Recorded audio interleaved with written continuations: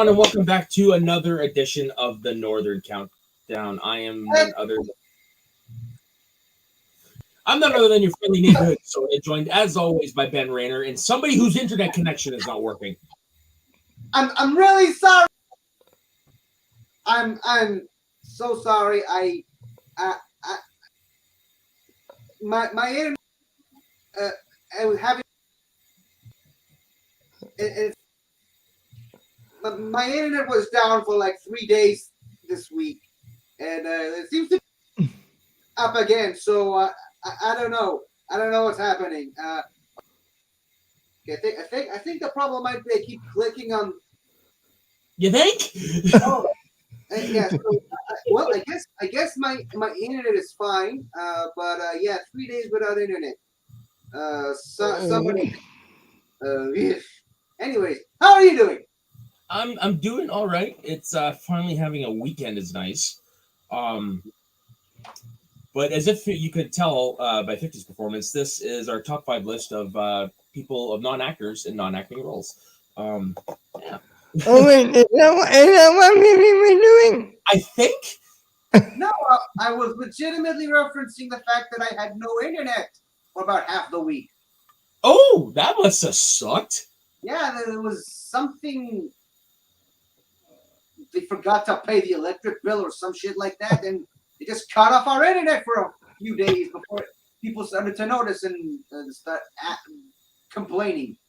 So is this like a communal internet thing then, or the whole building was without an internet for like 3 days. Oh wow, because where I live, basically like each apartment has their own internet bill and stuff like that.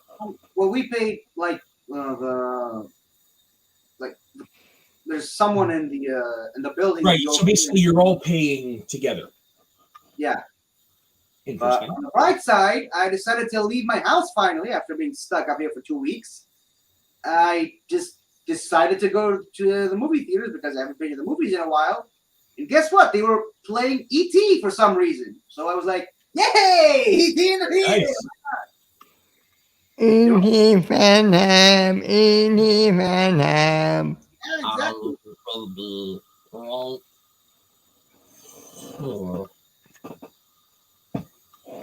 They were also playing Jaws, but that's not a movie I'm ever going to watch again. At least not around. Oh, wait! You've seen Jaws, and you weren't a fan of it? It's a good movie. I am not in a rush to see it again ever at all. You don't like sharks? I love sharks. Baby shark, baby shark, Yeah, shut up. That is a movie I've always seen floating around the internet, pun not intended. That I've always wanted to see Jaws like this. They basically put a portable projection screen, had it float out in the water, and people were watching the movie in dinghies. Wow. I would love to watch Jaws like that. That does sound interesting.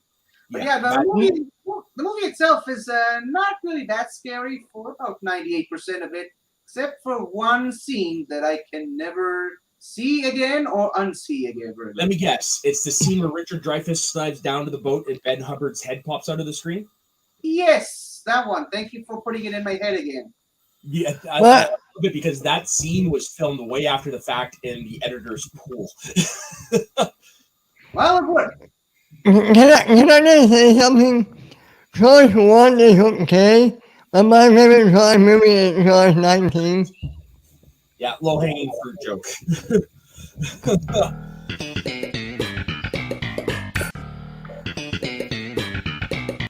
This dang loop thing again. I gotta remember that. You know what? You do you, I do me, okay? I want to play that every time Ben mentions Jaws 19. You guys want to hop into our lists now? Oh yeah, we're doing those. Go on. Now. Yeah, we're not just here to bust each other's balls. We actually do have a reason to be here. So the list this week is, like I said, it's top 5 roles played by non-actors. I just realized I left one off of my list that I want to put on. Give me 1 second. Where did I put him? This is a live show, people. You know what? Yeah, we're doing it live. We're doing it live. Doing it This is a live. live studio audience. Doing it live. This is roles that made an impression, that people remember, but the actor who played them is not acting is not their first profession. So, like example, Ben asked me if Gina Carano in Deadpool would count. No, because by the time she started acting in movies, which her first one was Haywire, she'd already been retired from MMA for about 4 years. But is she really an actor? Is she really? Really? Like that movie was designed to be her breakout into movies. I mean, Ben, you can dislike the acting. The fact of the matter is, she's still considered an actress for that role. So, Yeah. It wasn't an MMA fighter doing a cameo. It was an actor being cast in that particular role. It's not like LeBron in Wrecking Ball. That would Train wreck. Yeah, that would count. Wrecking Ball is Miley Cyrus singing. Yeah, that came in like a wrecking ball.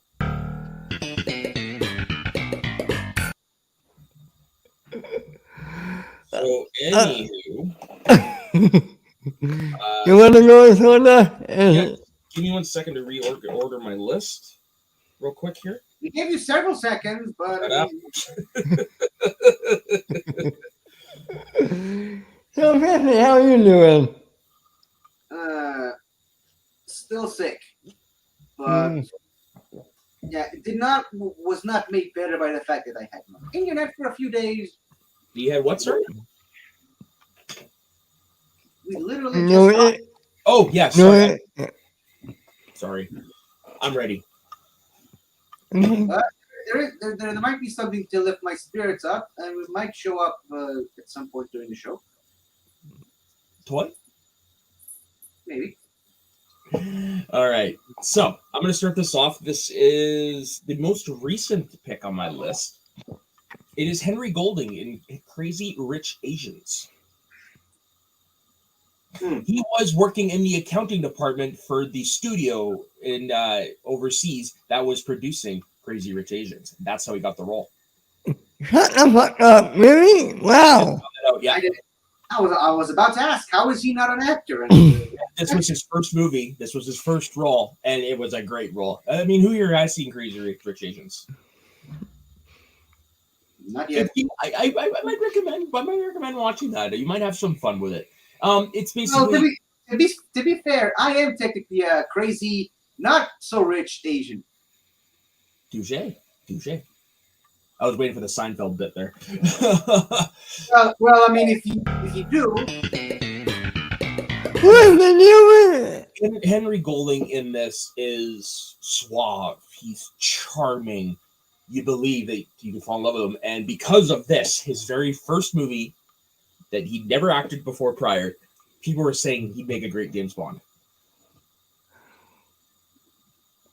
Well, wow. People can be really quick to judge. You know what? I actually believe that. Just the way he holds himself, the way he presents himself, I believe he can pull it off.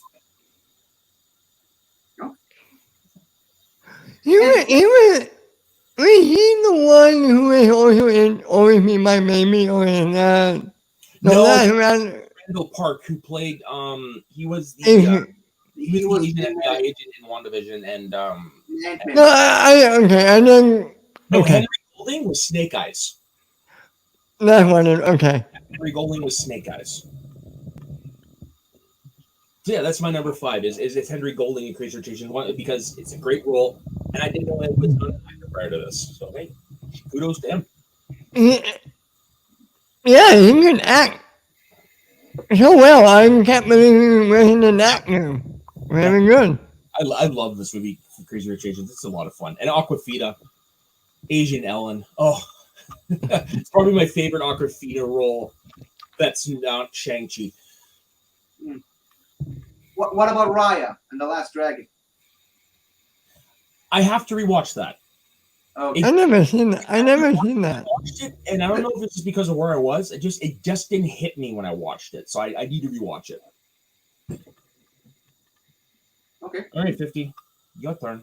Well, I came prepared with several backups because I wasn't sure how many of these would actually count for the Gina Carano reasons you mentioned earlier. But my number 5 is Dave Bautista. Let me guess. Guardians? Smallville. Because I'm pretty sure he was considered Yes. an actor when he He did was- Guardians, but not when he was in Smallville. So Yeah, he was. I'm going to sneak him onto the list. What season was that? Well, he didn't season 6, if I remember. Yeah, him and the one him with all and the demons from Ashley the. Massaro played 2 escaped Kryptonians that he had to fight in a cage. No, No. That's a different one. that's But Kane and Ashley. It was the season. He almost killed Clark, and then Martian Manhunter showed up and saved him. And I think it was the season when the demons from the Phantom Zone escaped. Yeah, that's season 6. Yeah, that's the same season as the episode I was referencing. That would have been like Finale was tomorrow. 6. 6. 6. That would have been what, 2007? Yeah, he would have been a main event player in WWE at that time. Oh, for sure. Yes, so my number 5 still counts. WrestleMania 23. Yeah, main event with Undertaker. Yep, that's definitely And counts. you know what? He was really good in that episode. Right. And Dave Bautista is actually he's now progressed to the point where he actually is a good character actor. Like he's put in the work. Yeah, Yeah. He took it seriously. he was great in Dune. He was one of my favorite parts, and he was only in it for the first 5 minutes of Blade Runner 2049. Never seen it. It's the henchman in it's a good movie. And of course he was the henchman in I haven't seen it, and it cost me a match. So against this guy right here. Ooh. No, Dave Bautista's a great choice. Especially, he's a great choice. And yeah, I completely forgot that he was actually in Smallville. That They was, one got of a those couple episodes, that year to be in the show, that's for sure.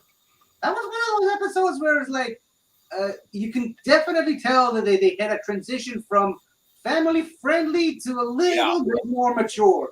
He's literally ripping people's spines off. Yeah, whenever I think of the show, like besides the main characters or whatever, primarily my memories like that come back take place from season 5 on. Wait. All right, Ben, you're numero 5. Roman Reigns in Hobbs and Shaw. Ooh, good pick. Good pick. Done while he was battling his second bout of leukemia. Yep. And look at me if I'm wrong. He is cousins with The Rock, right? Yes, they're not biological cousins, but they are cousins. So basically, The Rock's grandfather, the High Chief Peter Maivia, basically was the High Chief of the Samoan culture, which is where Roman Reigns' family comes from. And so the High Chief was close to Roman Reigns' family to the point where they called him uncle and what have you. So yes, in that sense, they are family. Like it's one of those blood is thicker than water. Like it might as well be blood related. Gotcha. Okay. Yeah, it is a fun role. He didn't have that many speaking lines in the movie, but it's fun to see him there. Oh yeah, and to see Roman Reigns there, and then to see what he's doing now in WWE, you can see he's got the chops in him. Yeah. Like he's what was it, yesterday marked his 2-year reign as WWE champ. Like he is like the biggest star, one of the biggest stars in wrestling right now, and it's all because of his character. And the dude is nailing it. The dude's nailing it. And can I just say, Hobbs and Shaw, what a fun movie. Right. It's in to me, I look at it in that vein of like the movies we've been reviewing lately on Rewind to Tape, where it's not, is it the best? No, but goddamn, are they fun? Yep. Have you seen it, 50? So the one you did, or Hobbs and Shaw? No, I started watching the Fast and Furious movies, got to the third one, and just no. And I know that it picks up after the fourth one, but No, I was gonna say at least watch Hobbs and Shaw. Like that is actually a fun, just throw it in, eat popcorn movie. okay. Yeah, and like I mean, that's a movie you should go in with low expectations because they do some stuff in that movie that is just not you can't do. And there's some really fun cameos in that movie. Spoilers. Yeah, I heard. Yeah, who I'm convinced if they keep going in the series is going to be the bad guy. And I would be okay with that. I would be okay with.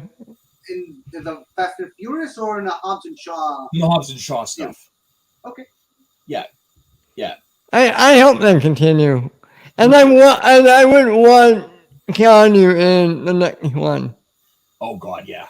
Give me some. Keanu would fit into that side pocket of the film. Perfectly in that. Which He is not the best bad actor. No, I don't even going to call him a bad actor anymore. He's a good guy. he's just a really fun guy. Yeah. He's a role model. Yeah. Yeah, 100%. He's somebody who I do try to live my life like. And I would love it if Alex Winter popped up in John Wick 4. You could. I know. Alright, so now you're number 12. So I'm gonna see if you recognize Oh. this line. Oh, wait, 50 Wit, right? Yeah, I Yeah. did. Okay, I'm sorry, brain fart. Okay. So let's see if you can place this immortal line. I have come here to kick ass and chew bubblegum, and I'm all out of bubblegum. Running around Piper and They Live. Correct. My number 4 is the hot rod himself, Rowdy Roddy Piper, and They Live. Yes, this counts. Because he was while he was quote unquote retired in WWE, he just took a break to go do some movies, and this is during that time. And this is easily one of the most iconic cult movies, I'd say. His role in it is like all you have to do is show people that image of him with the sunglasses, and like I'd say 9 out of 10 people are like, oh, that's the wrestler guy from They Live. I'm pretty sure that just that image of the zombie guy with words obey, that's burned into people's pop culture mind. Yeah. No, Rowdy Roddy Piper was a great choice to play this role. And his fight scene with Keith David will just go down as one of the great fight scenes, even though like they literally shot the whole thing. It was great.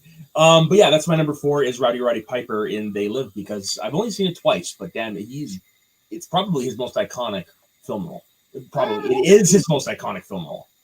I have a question though. Is Keith David count for a list like this? No, because Keith David is an actor. Oh, sorry. I thought he was also No. Keith David is an actor. He was like in The Thing 5 years prior to this, and stuff like that. So Okay. he plays Childs in The Thing. Because I was also going to bring up he voiced Solivar in The Flash. Yep. Keith David does a lot of voiceover work. He actually, funnily enough, does a lot of voiceover for WWE video packages and stuff, and it's done the occasional documentary for them. Oh, yeah. Cool. Wait, I know you haven't told. Oh wait, no, I'm thinking of him. Never mind. Voice. He said the voice. No, I know, but Tony Todd, I believe in the voice of Zoom. Yes. Yeah. Yeah. That is absolutely Okay. correct. All right. Me? Yep. Yep. It's up to you, my dude. Okay, so this next one, I've got 2 that I was considering putting on the list from the same person, and I actually asked for confirmation from the big man upstairs, but I think I've decided to go with Hulk Hogan in Gremlins 2. That is excellent. I love that. First, I went with that one because that was my first introduction to Hulk Hogan, and I'll leave my other Hulk Hogan one for honorable mentions because it's a really good one. But that's first of I all, think I know what your honorable mention one is. I'm gonna message it to you privately. Okay, we'll see if you're right or wrong. But I gotta say this: I fucking love Gremlins 2. I know people have their issues with it. I love it. That was actually my first Gremlins movie, I think. But I think I saw that one before I saw the original. But I just love it. It's fun. So you're with Scott Nance in terms of your love for it. Like, he loves Gremlins too. Oh, really? Scott Nance is a fan? I didn't know that. Really? It's him. Yeah, I just know that Harloff and I know Harloff and Riley hate that movie for whatever reason. Well, it's fun. They hate it because the first one was straight horror, was this one became more of like a comedy horror, which I haven't seen the second one. So what? So what? Movies are allowed to change genre between sequels. What's the problem with that? What's the deal with that? I mean, come on! That came out of nowhere, but okay. Yeah, okay.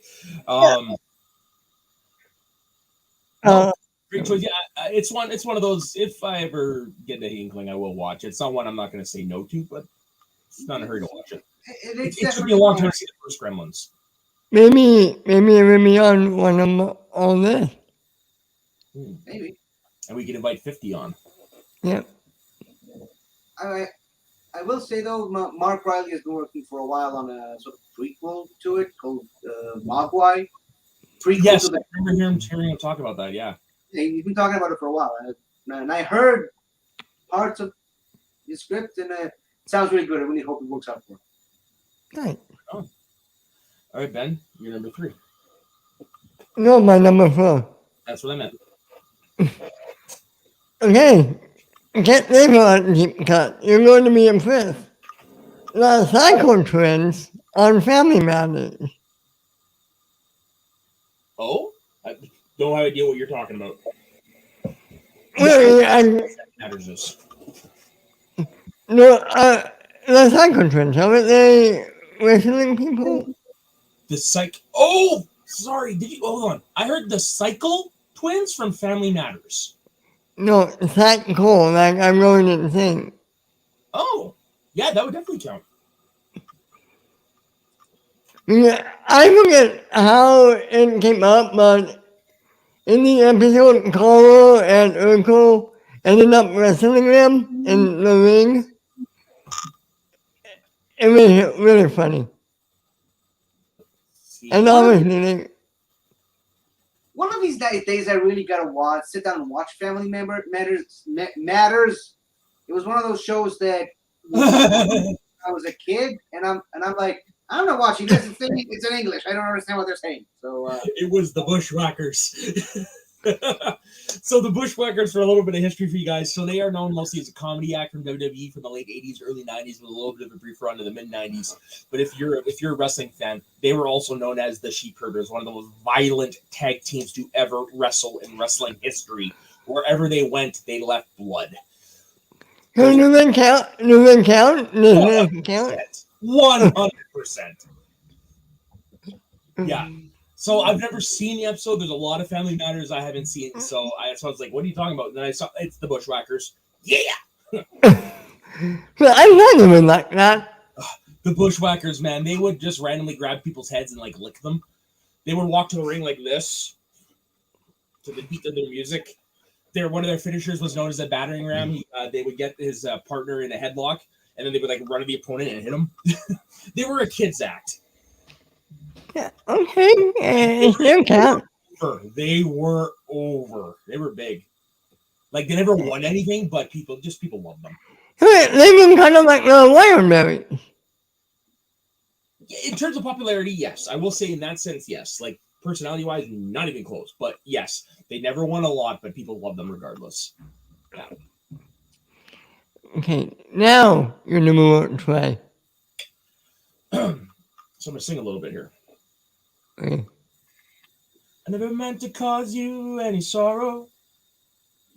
Never meant to cause you any pain.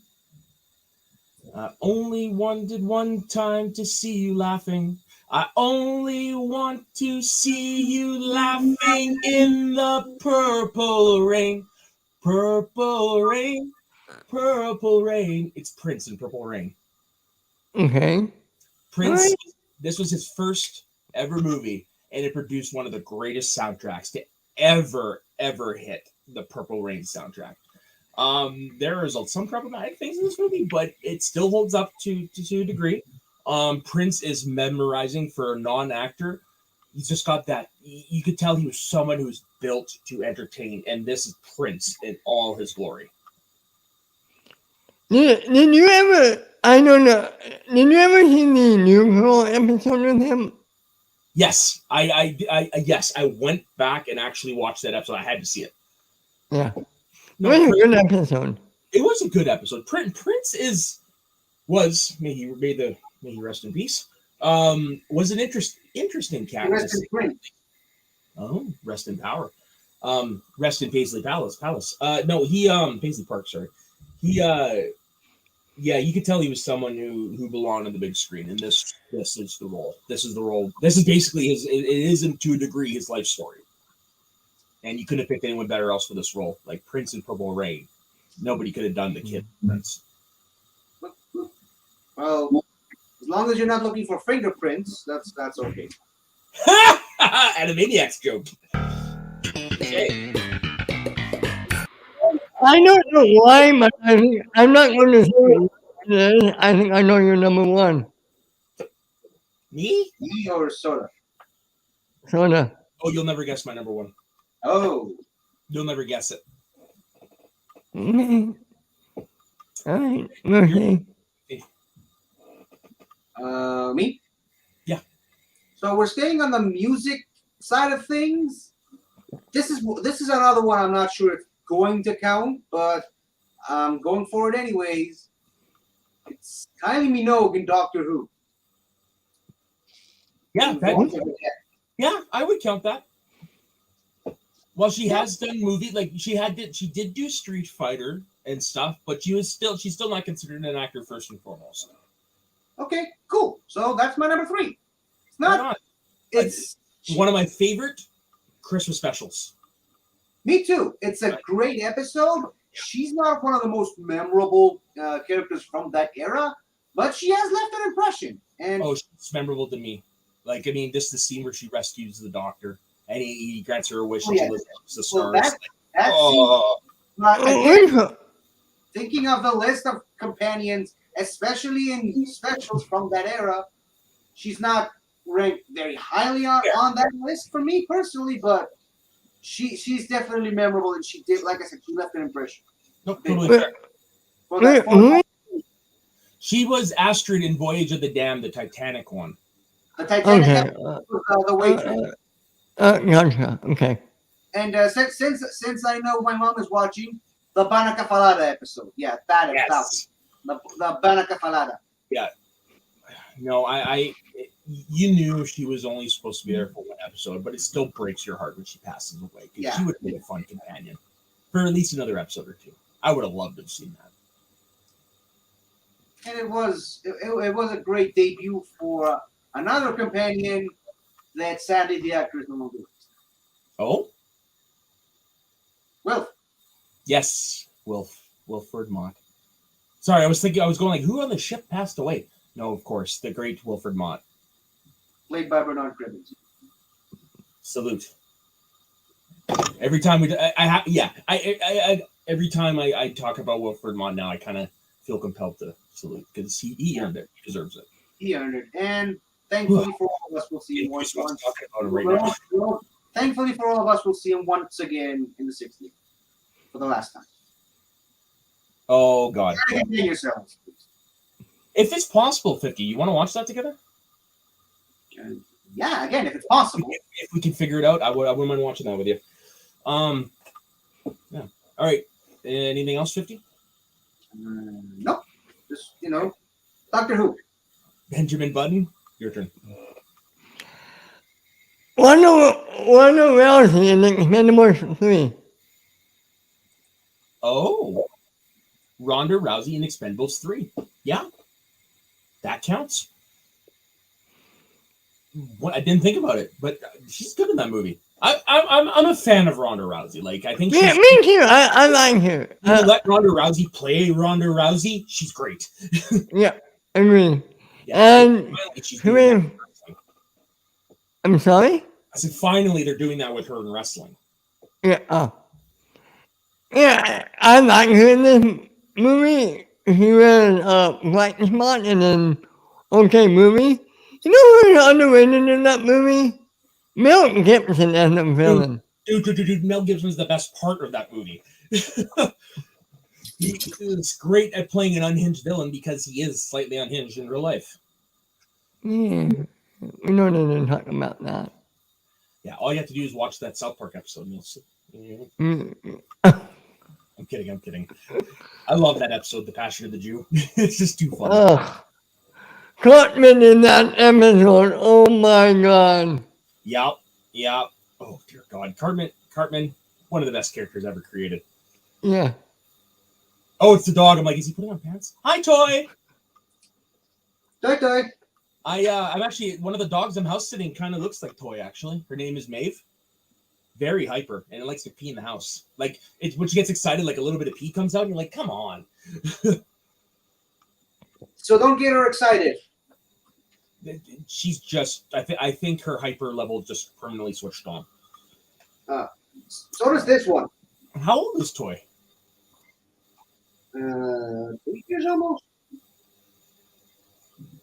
Something like that. A year or so. Oh yeah, okay, that's about the same age as Maeve. Maeve is 2 years old. Maybe And they then were the other one they have, Buddy. He's an older dog. That's basically the best way to describe him is a really big loaf of bread with legs. Like he's got one. He's built like a sheep. And it's funny when I was holding my dog in my arms when I introduced the dogs. He was trying to stand up. It was funny it was like trying to watch a brick stand on its hind legs. All right, so enough animal talk. So now we're on to Ben. No, you. No, you number 2. Already? Okay. So I'm not going to introduce this. I'm just going to use a visual cue.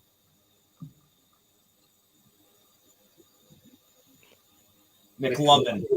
Christopher Mintz-Plasse. It was his very first movie. He had no prior acting experience to that role. And it is one of the most iconic roles of the 2010s. When this movie came out, everyone was talking about this McLovin kid. And it is still a memorable role. Like I'll never forget. It's in. It's in.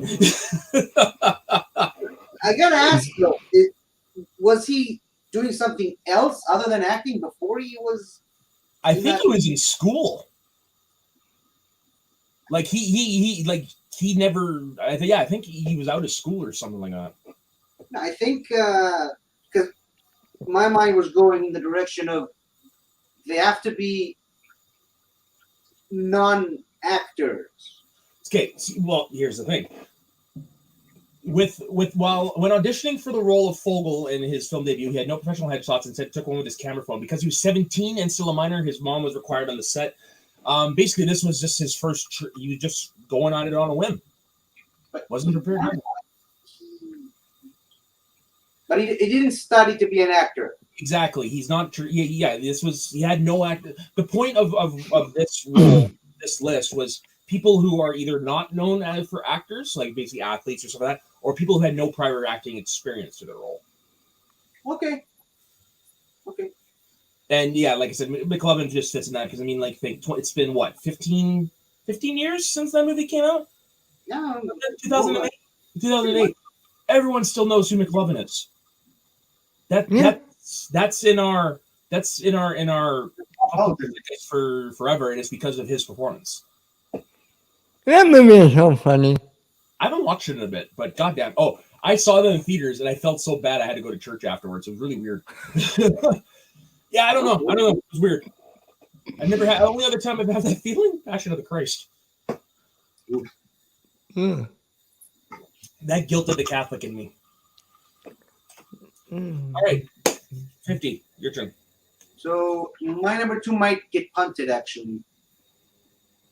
Oh yeah, Bonesaw is ready. Yeah, I completely forgot about Macho Man Randy Savage. Shame on you, sir. Shame on you. At 50, it's like this. Ooh yeah, Bonesaw's ready. Heck, you mother something. Hey man, anytime I get a chance to bust out my Macho Man Randy Savage impression, I will. I threw out my throat trying to do that lousy of an impression. But yeah. So yeah, Bonesaw in the first Spider-Man movie. Yeah, great choice. One of the more memorable moments of the movie, Macho Man Randy Savage. You know what? I really don't remember seeing him in anything movie-wise prior to that, or since. Really? Yeah, I don't. It's something sticks out at least. I got you for 3 minutes. 3 minutes of playtime. Yeah. That okay? Was that good? Toy certainly liked it. It was good. It was almost good. Ooh yeah, I did. I like your outfit. Did your husband make it for you? I like that line. This really hold up, though. This hold up. If you take, yeah, but if that's if you're looking at it in 2022 eyes, come on. Yeah. No, don't get me wrong. I love that line. That movie did not age well in a lot of different levels. No, that is true. That is true. It's not age well at all. Let's just say those movies are definitely not among my favorite Spider-Man movies anymore. I agree. So yeah, so I'm just looking at like, okay, that's not true. Macho Man 97 did a couple TV things that I might have seen, but for the most part, really acting wise, like movie wise, he was in Ready to Rumble briefly, and Spider-Man, and then he had a voice role as a thug in the movie Bolt. That's it.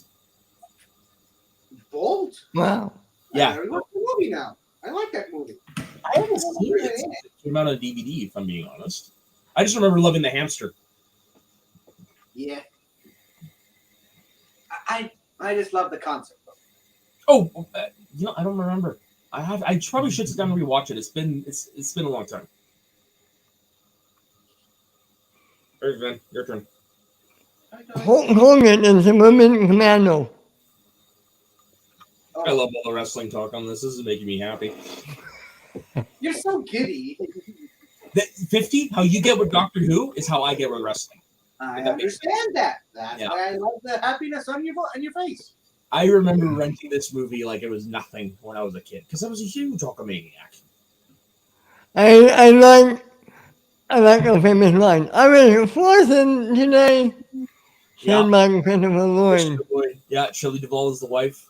One of my favorite things is the two bustle henchmen who, when they finally speak, you realize they have no balls. Their voice is like in a higher octave.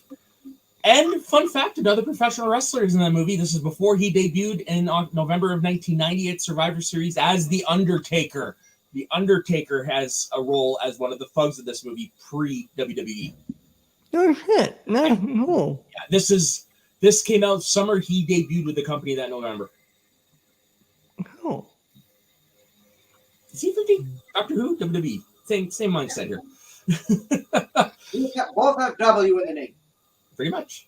Oh God, what I wouldn't give for a Doctor Who wrestling episode. Hey, never say never, man. It's true. There's a lot of famous British wrestlers you could get, especially nowadays. Fucking Will Ospreay, great in there. I'm trying to think what's the one thing I'm passionate about.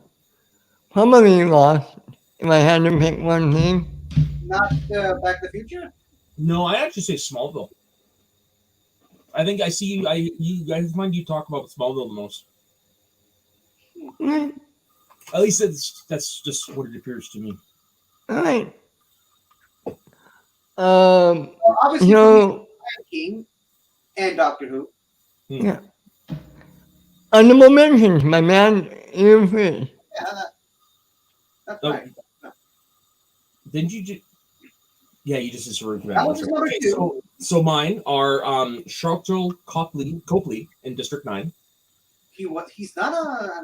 I thought he was an actor. That was the first movie. Oh, okay. He was friends with the director Neil Blomkamp. This one is a little bit more niche. Ben might. So it's Gilbert R. Hill, who played Inspector Todd in the Beverly Hills Cop movies. He was hired. He's let's just put it this way. He's Eddie Murphy's boss in Detroit. Okay. Cool. No, he's actually a lifelong cop who was helping the film crew scout locations, and he was asked to read a few lines, and he was cast in the role. Yeah, so he just a real cop they pulled off the street. LeBron James in Space Jam, because Michael Jordan. I don't even. I think I don't know because the whole Yeah, he was only an actor. I wouldn't say the one That's why it's an honorable mention. Okay. That's why is that one. He's not a full-time actor. He's still primarily known as a basketball player.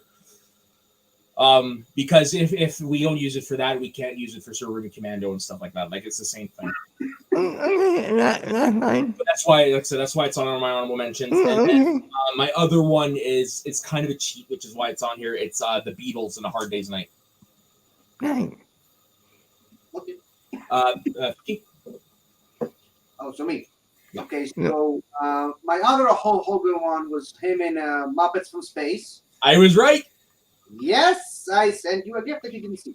I was also going to bring up Michael Jordan in Ah! Just saw it. the first Space Jam. That one doesn't hold up for me. Didn't see the movie, but I kind of have to bring it up. It's Shaquille O'Neal in Steel. And hold on, Olga Kurkulina. I think that's the name of. So she's an Israeli bodybuilder who was just randomly cast as Mother Russia in the second Kick-Ass movie. And I think Really? they randomly found her on the internet with her pictures, and they felt she was perfect for the role, so they just found her. I think she lives in Haifa, I think, but yeah, they just made contact with her and then asked her if she wants to be in the movie. She's never acted in her life. She's a bodybuilder. She's not an actress, and she just got cast in a comic book movie, and I think that's fantastic. I had no idea that story about her. Yeah, I think I heard it offhand on a plus somewhere, but from someone. Nice. A pretty nice story. What about you, Ben? Got any honorable mentions? Stone Cold Steve Austin is in general. Well, okay. I would consider him an actor now, but yeah. Not back in the day.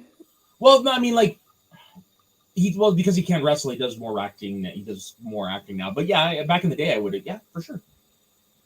And, I think I remembered another one of mine. Are you done with yours? I have one more, but you can go. No, I just remembered George St. Pierre in Captain America. Yes, Patrick the Leaper. Yes. Yeah. Especially the second time. Yeah, the second time I think he was more trying to be an actor. The first one he wasn't. That's why I counted the first one. Winter Soldier. Fair. Okay, what's your final one, Ben? Chris Jericho in the Schmodown. Good thing that's honorable mention. Isn't he technically an actor at this point, though? No, Chris Irvin is Chris Jericho. Okay. Honorable mention territory. That's as far as that one can go. Yeah, that's why it's an honorable mention. I might have one more, but I have to wait until I hear your number one. And I might have one more, but I gotta ask first. Would you consider Mr. T eligible? Yes, Mr. T in Rocky 3. Fuck. I was gonna say the 18, but okay. No, he also after Rocky 3. He also did an episode with Hulk Hogan on that show. So Yep, that was after WrestleMania. Yeah, I would accept him if it was for Rocky 3. Okay. Well, Ben, I want to hear this. So, and I won't tell you if it is my number one or not. Mhm. You'll find out when I announce my number one. What is your other honorable mention? Okay, Vader from Boy Meets World. It would be my number one. Yeah, it's in honorable mention. No, you're way off on my number one. No! If you say your number one. Well, okay. Summer loving had me a blast. Damn. Happened so fast. May she rest in peace because she just passed away recently. It's Olivia Newton-John as Sandy. Oh, I did not know she counted for this. That was her very, very first role. Okay, wow. Now, this is a movie I've had the lyrics to all the songs memorized since I was probably 6. My mom said when I was a kid, this is the movie that I requested to rent the most. Mostly because of her and John Travolta, but particularly her. She was an early crush of mine as a kid. It is hard now to not see the character Sandy in any form, be it on stage or live performances on Fox, and not think of Olivia Newton-John, because before she was cast in the role, Sandy was originally Polish descent from Utah, I believe it was. And then when she got cast, they switched it up. So it was an Australian moving to the States. And that has become the blueprint for the role ever since. Basically, Olivia Newton-John helped add credibility to this piece and is one of the reasons why it, for as long as we're alive and probably for as long as our children are alive, this movie will remain as one of the greatest musicals of all time. And she nailed the song written specifically for her for this movie, Hopelessly Devoted to You. It is such a great song and a true highlight of her skills. My number one is Olivia Newton-John. May she rest in peace. Good call. Very good. You're right. That's what I was thinking. Yeah. I was when I was going through Google today, just trying to draw my mind, and I saw her, I was like, that's right. She never acted prior to this. Yeah. All right. That's my number one. Sorry to bring the room down a little bit. Okay, so my number one? Yeah. Yep. Okay, so my number one is John Cena and the Invisible Man. Wait, what? Oh, that okay. Okay. It's a good thing I have a backup. So mine is Dwayne "The Rock" Johnson in Star Trek Voyager, and I looked up the episode. Yes. Sunkate, I think I don't know how to pronounce it. But yeah, Star Trek Voyager. Dwayne "The Rock" Johnson, way before he was the Scorpion King. The year before, yeah. So yeah, and he was like this sort of gladiator in a space station arena. And I want to say he was what is Worf's race again? Klingon. If I'm remembering correctly, it looked kind of like he had the Klingon forehead. Hold on, I'll look up the picture of him. You keep talking. I'll take care of that. Okay, but yeah, he wasn't a Klingon because if you know anything about Star Trek Voyager, it primarily takes place in the Delta Quadrant, which is way far away on the other side of the galaxy. So there's no chance he would have been a Klingon. But yeah, he was this gladiator in a space arena. He fought 7 of 9. And I've never seen the episode, but you can kind of see why he's got so much forehead. You can see why I thought he might have been Klingon. you know, I never thought it looked like a Klingon until you mentioned it. But yeah, it does kind of look like that. But yeah, so I especially love that episode because it features Jeffrey Combs. Oh, If you know about Star Trek, he's in almost every Star Trek thing ever. Mm-hmm. He's like the guy that keeps he's like the Stan Lee of Star Trek. He's to Star Trek what John Ratzenberger is for Pixar. I was wondering if you were going to go there. Seems like a good luck charm, really. Yeah, it's a really good luck. Not a big fan of Voyager as a series, but I just love seeing Jeffrey Combs in Star Trek whenever he shows up. So I remember when this happened because this was 2000. This was before The Rock had actually decided he was going to start making the transition to Hollywood with the Scorpion I thought it King. was 90 something. It was 99 or 2000. This was one of the two. I'm pretty sure it was 2000 because I remember watching wrestling regularly and them actually doing a video package on it on Raw. Oh, you're right. February 9, 2000. Yeah. Yeah, I know. I remember. Yeah, because he also did Saturday Night Live around the same time as well. No, I remember this because, yeah, like I said, they showed it on Monday Night Raw. They showed a video package and they were hyping it up. And he was on ET for that because The Rock was a big deal in wrestling at the time. He was just starting. No, it wasn't just starting. He had already entered the wider world of pop culture legend by this point. So yeah, I remember this. And again, never saw the episode because I'm not a Star Trek TV guy, but I do remember when this came out. I recommend watching the episode. I cannot, in good faith, recommend watching Voyager, but just watch that episode in and of itself. I think you're really like. If I can find it. Yeah, just all the really background that you need to know is they're stranded on the other side of the galaxy trying to find their way back to Earth. That's really the main thing. And 7 of 9 is like a ex-Borg character that they turned back into a human. That's really all you That is an actress who has not aged today. No, she is not. She just appeared in the car looking exactly like she I is. saw the pictures. I was like, they went back in time. Because she's going to be what? She's a time lady. That's it. Yeah, I was gonna say she's got to be in her mid to late 50s, and she still looks like she's 30. Yeah. Yep. And I think she also showed up in an episode of Arrow once. Yeah, that sounds about right. Jerry Ryan. Yeah, no, Trust me, I remember Jerry Ryan. yeah, you cannot forget Jerry Ryan. So while Sora taking care of that, what's your number one, Ben? My number one was in a movie at a really young age. Didn't do that much before. Drew Barrymore in E.T.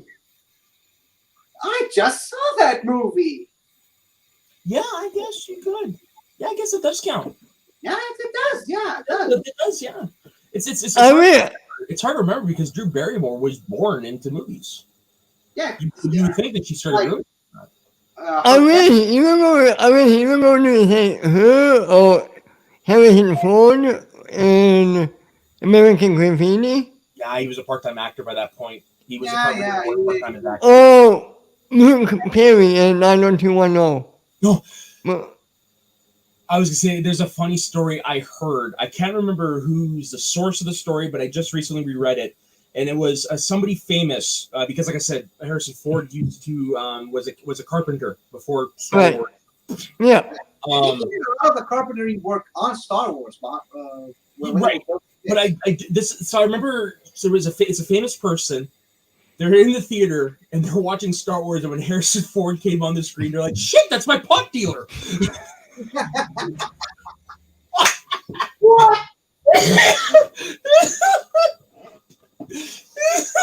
I think Ben just froze. Didn't see that coming, did you? No.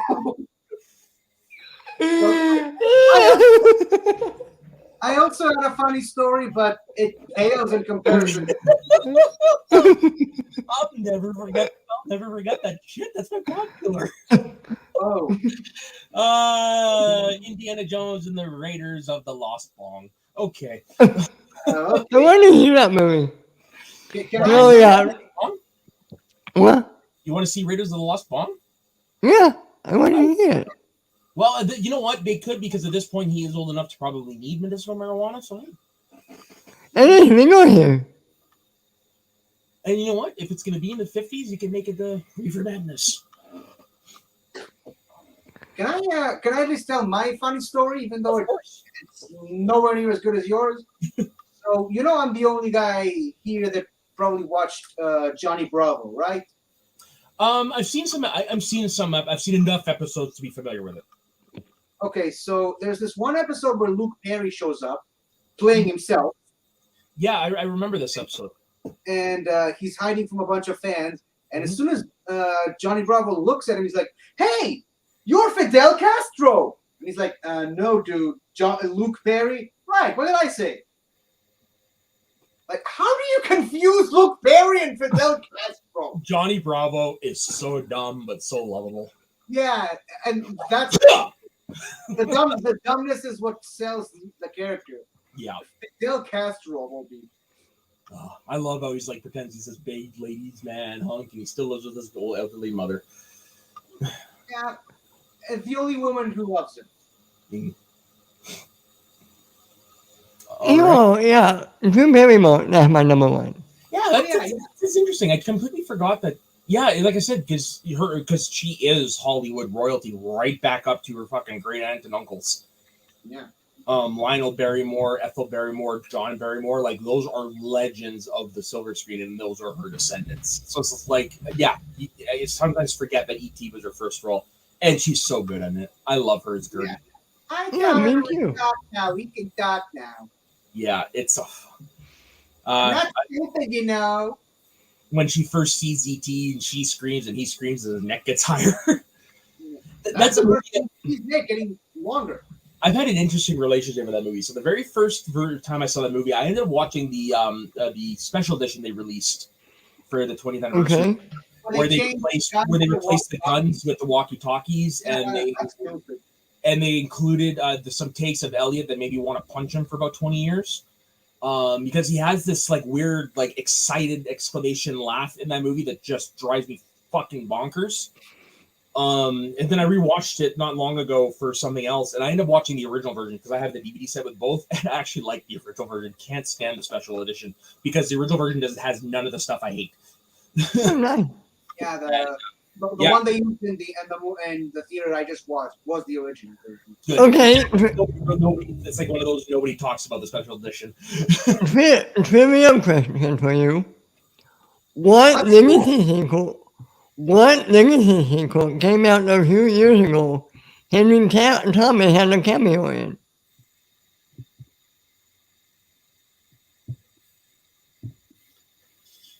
What year? Well, how long ago are we talking? Maybe 4 years at the latest. I don't know. Earliest, I mean. Legacy sequel. Legacy sequel? Probably one of those that as soon as he says the answer, we're both gonna kick ourselves for not getting it. Probably, or maybe one I've never actually seen. TV or movie? So since A we're movie. both Movie. partners still, since we're both team partners, do you want to go for multiple choice though? I'm blanking. Do you want multiple choice or do you want the answer? Multiple choice. Okay. And now I have to come up with some choices. I have my recipe prepared for this. Cubs, Shut up, Ben. go ahead. Saw 10, right, 9, whatever. I didn't see anything from multiple choice. Can I just tell you? You giving your guess first. Me? Did you have a guess? No, I did not. All right, what is it, Ben? I can't pull it. Doctor Sleep. See, I never saw Doctor Sleep, so I would have pulled that. Neither. You didn't see the guy. He plays a Jack Torrance character. Really? Oh, Weird. that is weird. Because yeah, isn't it like a sequel to the like? Isn't it supposed to be the same universe as? Yeah. Well, remember, at the Overlook Hotel, one is in Norfolk. True. I did not know that. That's pretty cool. One of my favorite is that nobody talks about. It's a movie that not many people talk about as well because it's long and it's not exactly the best, but it's so fun and enjoyable. He played the youngest brother, Thomas, in Legends of the Fall, and I really enjoyed him in that movie. Never seen that movie. Brad Pitt, Aidan Quinn, Anthony Hopkins. I want to say Madeline Stowe, but I think I'm wrong on that. It's a story about a family in the early part of American history. It just basically follows their story through wars and stuff. It's a good movie. Nice. I like it. It's one I remember my parents watched it when I was a kid, and it was one I would occasionally watch. It was actually the first movie I was like, I came out of it doing. That's Brad Pitt. Brad Pitt. I like him. Oh, fuck me. I actually had it even as good a number one that I just totally forgot. And it's one of my favorite movies. George Strait in Pure Country. I have to give a shout out to him. It's one of 2 movies he's only ever done. He also appeared in the sequel, but as a different character to the direct-to-video sequel as a different character in Pure Country. But in the movie Pure Country, he plays a country music singer who becomes disgruntled with the business and goes back home to rediscover his roots. And dude, he knocks it out of the park. For a guy who never acted before and only acted one time since, it's a great role. I have one. I have another one. Lady Gaga in A Star Is Born. Yes. I would. Yeah, that counts as well. And the new Harley Quinn in Joker 2, who I think is a great choice. Yeah. And it's kind of ironic when you think that when they tried to do a live action Harley Quinn in the 90s, Madonna was supposed to play it. Right? Yeah, very ironic. A little bit, but you know what? In this version of the Joker, I think she can knock it out of the park. I would have a hard time seeing her as like Harley Quinn that we're familiar with, like a Margot Robbie version or Kaylee Cuoco version for you, Ben, more recently. Oh my God. It would take me out of it if she was playing that version, but this version, because it's not really connected to the Batman, I think she could pull out of the park. Not pull out. I don't want to back on it yet. I haven't seen the trailer before I'm on board for Choco Musical. I don't think it's going to be a musical. I really don't. Unless by musical, she's like a nightclub singer or some shit like that. We'll see. We'll see. All right. So, Alright. what is, Yeah. what is your pick for your choice for next week? Okay, so my once again, I received some complaints from our one and only fan that demand that the next week's topic would be top 5 best visual effects. It didn't specify movies or television, but I'm pretty sure they specifically said CGI visual effects. Fuck. Yeah, I think that was a specificity. I think. Well, can you want to double check on that? Because I could probably make like 5-6 lists on practical effects alone. I'll get back to you on that. But yeah, for now, let's just call it top 5 visual effects in TV and movies. Yeah, and if you're Broaden the range as much as possible. okay, And I think I know you're number one, even before we knew it. me? 50s. 50. I still haven't picked out my number one, so You know, I hope to God she says practical effects because there's going to be a lot of horror movies on mine. Yeah, I'll ask them. I'll ask her. Yeah. Because there's some great practical effects. All right. So, thank you very much, guys, for joining us. This was actually a fun list. It was one of the few times. It's been a while since we've cracked an hour. Yeah. Yeah. All right, well, we got to get going because I've got a WWE pay-per-view emanating from Wales to watch in about 20 minutes, which for 50, you'll dig this. It's taking place in Cardiff. As long as they stay away from the rift, it's all good. I know, right? Now they're in the big stadium there, but yeah, that's the first thing I said. I'm like, please, someone go visit the Rift, please. Yeah. Because if I ever get to Cardiff, that's one of the first places I'm going is the Rift. If Weevil starts showing up into the ring and start eating people, don't blame me. Okay, Yeah. I had nothing to do with that. So 50, where can everybody find you if you're not near the Rift? I never said I was, but you can also find me on my own show, The Greatest Show in the Galaxy. You like me talking about Doctor Who? Well, that's really all I'm doing on that show. And we just did a really fun episode with Ben, Snark, and Ryko, and we're about to have another good one in a couple. That will drop in a couple of days. And also on my YouTube channel, when I still have my internet connection, I do stuff on my YouTube channel, 50 Heats of Geek. I'm about to start a new series that I'm hoping I can maintain, and hopefully it will be very exciting. So, thank you for that. Pass on the information on that, and when we're off camera. Ben, what about you? You guys can find me at my Twitter, Ben_Rainier. You can also find me at my own YouTube channel, The Multiverse of Geekdom. Mondays on Fellowship of Geekdom, Tuesdays on Geekdom Initiative, Wednesdays on Jedi Academy, Fridays on the Weekly Geekdom, Sundays on Geekdom Uncut. You guys can find me on this channel every Thursday on Rewind That Tape. And every Sunday morning, right here on the Northern Countdown. Hey, Toy. And Toy said, So that's what the rest of your apartment looks like. Nice stuff. "Yeah, now you finally know what that side of the place Yeah. I always knew there was a window. That's about it. And 50. Soda, you go. Personal Instagram and Twitter at soda_the_saxman.